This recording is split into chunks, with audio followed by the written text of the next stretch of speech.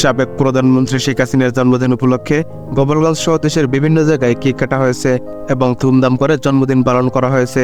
এছাড়াও বিক্ষোভ মিছিল করেন সাধারণ শিক্ষার্থী সহ আওয়ামী লীগের নেতাকর্মীরা। আর তাদের দাবি এখন একটাই, শেখ হাসিনাকে আবারও দেশে ফিরিয়ে আনা হোক। আর এই দাবি জোরালো করেছে গোপালগঞ্জের সাধারণ শিক্ষার্থীরা। আর তারা যখন আন্দোলনরত অবস্থায় ছিলেন তখন পুলিশ তাদেরকে ধাওয়া দেয় এবং পরবর্তীতে পুলিশ এবং সাধারণ শিক্ষার্থীদের মধ্যে শুরু হয় সংঘর্ষ। এক পর্যায়ে শিক্ষার্থীরা সেখান থেকে চলে যেতে বাধ্য হয়।